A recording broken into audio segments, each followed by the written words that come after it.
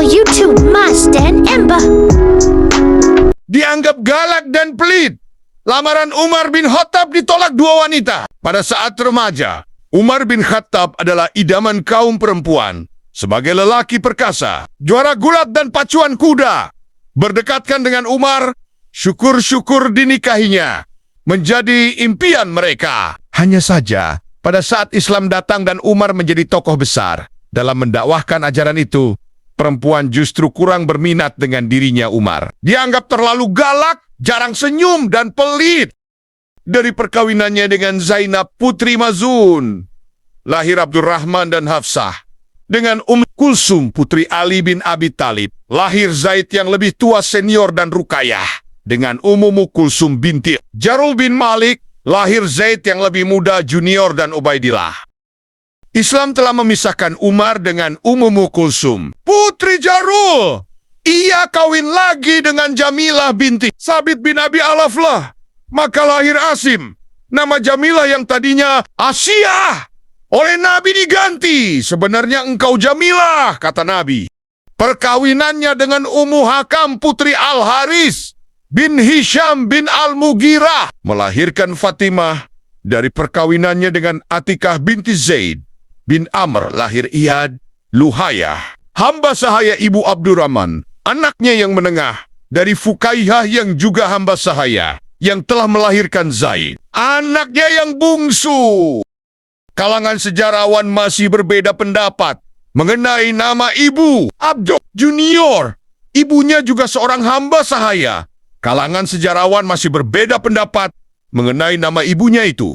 Muhammad Husain Haikal dalam Umar bin Khattab memaparkan Umar kawin dengan 4 perempuan di Makkah dan yang perempuan kelima setelah hijrah ke Madinah. Tetapi ia tidak sampai mengumpulkan mereka di rumahnya. Sebelumnya telah disebut Islam telah memisahkan Umar dari Kulsum binti Jarul dan perempuan-perempuan yang lain diceraikannya. Prediksi Haikal itu terkait dengan peristiwa yang terjadi sebelum Umar wafat. Umar sempat melamar Kulsum, putri Abu Bakar sewaktu masih gadis kecil, sementara ia sudah memegang pimpinan umat. Ia memintanya kepada Aisyah, saudaranya. Aisyah, Ummul Mukminin menanyakan adiknya itu. Tetapi Kulsum menolak dengan mengatakan bahwa Umar hidupnya kasar dan sangat keras terhadap perempuan. Bukan itu saja, Umar juga sempat melamar Ummu Aban binti Atbah bin Rabi'ah yang juga menolak dengan mengatakan bahwa dia kikir, keluar masuk rumah dengan muka merengut. Menurut Haikal, apa yang dikatakan Kulsum binti Abu Bakar tentang wataknya yang keras dan kasar, dan apa yang dikatakan Ummu Aban bahwa ia selalu bermuka masam dan hidupnya yang serba keras merupakan sebagian dari wataknya yang sudah ada sejak masa mudanya, dan kemudian tetap begitu dalam perjalanan hidup selanjutnya. Sesudah menjadi khalifah, maka dalam doa pertamanya ia berkata, Allahumma ya Allah, aku sungguh tegar, maka lunakanlah hatiku. Ya Allah, aku ini lemah, berilah aku kekuatan. Ya Allah, aku sungguh kikir, jadikanlah aku orang pemurah. Hanya saja, dalam banyak kisah Umar bin Khattab justru digambarkan sebagai lelaki yang lembut. Bahkan, jika istrinya marah, ia lebih banyak diam.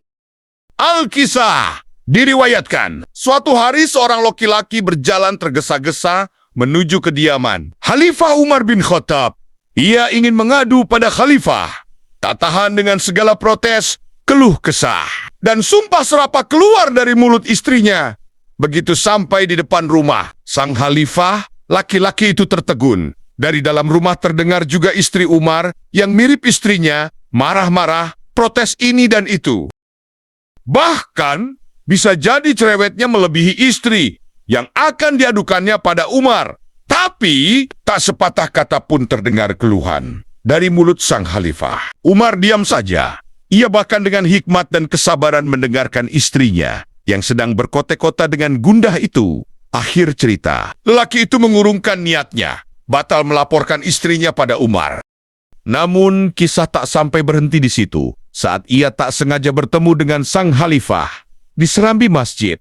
Ia langsung menanyakan kejadian yang dinilai ganjil itu. Kenapa Umar begitu sabar dengan sang istri? Apa jawaban Umar? Inilah kata yang bersahaja itu. Wahai saudaraku, cinta adalah ketika kebahagiaan seseorang lebih penting dari kebahagiaanmu. Umar diam sejenak. Lelaki itu juga tertegun. Lalu Umar melanjutkan, istriku adalah yang memasak masakan untukku, mencuci pakaian-pakaianku, menunaikan hayat-hayatku, menyusui anak-anakku. Jika beberapa kali ia berbuat tidak baik kepadaku, aku selalu mengingat keburukan itu tak ada harganya dibanding jasa dan pengorbanannya untukku. Dengan seperti itu tak ada tempat yang tersisa untuk kesal dalam hatiku. Terlepas dari itu, Syekh Madania, Umar memang sudah mewarisi sikap keras dan kasar itu dari ayahnya, kemudian didukung pula oleh tubuhnya yang tetap kekar dan kuat mengenai apa yang disebutnya kebahilan. Menurut Haikal, karena ia memang tak pernah kaya, dan ayahnya juga tak pernah menjadi orang kaya. Sepanjang hidupnya Umar dalam keadaan sederhana, padahal seperti kebanyakan penduduk. Maka ia juga berdagang. Barangkali wataknya yang keras itu yang membuatnya tak pernah beruntung dalam perdagangan seperti rekan-rekannya yang lain.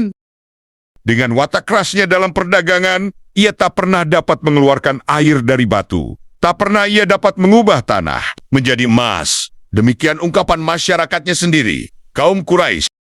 Di samping itu, menurut Haikal, dalam perdagangan pun, ia tak terbatas hanya pada perjalanan musim panas dan musim dingin ke Yaman dan ke Syam saja. Bahkan ia pergi sampai ke Persia dan Romawi. Tetapi dalam perjalanan itu, ia mengutamakan untuk mencerdaskan pikirannya daripada untuk mengembangkan perdagangannya. Tulis Haikal. Dalam Muruj As-Sahab Al-Masudi, menyebutkan bahwa selama dalam berbagai perjalanan, di masa jahiliyah itu, Umar banyak menemui pemuka-pemuka Arab dan bertukar pikiran dengan mereka.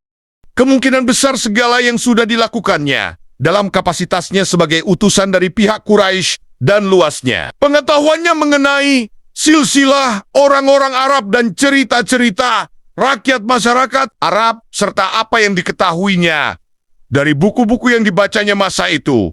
Itulah membuatnya lebih banyak untuk menambah ilmu daripada untuk memperoleh kekayaan. Pendidikan dan konsep pemikirannya inilah yang membuatnya lebih percaya diri dan lebih punya rasa harga diri. Orang yang berharta selalu perlu menjaga hubungan baik dengan semua orang untuk melindungi dan memperbesar kekayaannya. Haikal mengatakan, orang yang dalam usaha perdagangan keberhasilannya bergantung pada kelihayan serta menguasai segala seluk-beluknya. Tetapi orang yang haus ilmu dan ingin menambah pengetahuannya, harta, kekayaan tak banyak mendapat perhatian.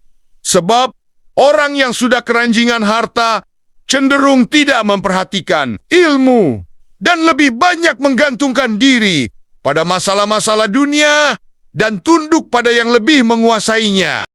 Tetapi, menurut Haikal lagi, orang yang memandang dunia dan harta itu rendah dan memburu ilmu dan pengetahuan lebih membanggakan diri, sampai-sampai ia mau menjauhi orang, maka ia tidak akan tertarik pada segala yang ada di tangan mereka karena ia sudah lebih tinggi dari semua. Mereka, tingkat ini yang belum dicapai Umar di masa mudanya. Rasa bangga dan percaya diri yang luar biasa itu, itulah yang benar-benar dihayatinya. Tulis Haikal. Usaha Umar dalam memburu pengetahuan membuatnya sejak mudanya ia memikirkan nasib masyarakatnya dan usaha apa yang akan dapat memperbaiki keadaan mereka. Ini juga kemudian yang membuatnya bangga, bersikeras, dan menjadi fanatik dengan pendapatnya sendiri. Tentang tujuan yang ingin dicapainya itu, ia tidak mau dibantah atau berdebat karena sikap keras dan ketegarannya itu. Sehingga dengan fanatiknya ia berlaku begitu sewenang-wenang ia akan mempertahankan pendapatnya dengan tangan besi dan dengan ketajaman lidahnya. Tetapi yang demikian ini bukan tidak. Mungkin akan mengubah pendapat orang lain yang dihadapinya untuk menjadi bukti kuat dalam pembelaannya dan untuk mematahkan alasan lawan. Itulah kisah Umar bin Khattab yang ditolak dua wanita karena dinilai pelit dan kasar. Terima kasih sudah menonton. Semoga video ini bermanfaat. Subscribe, like, share, dan komen.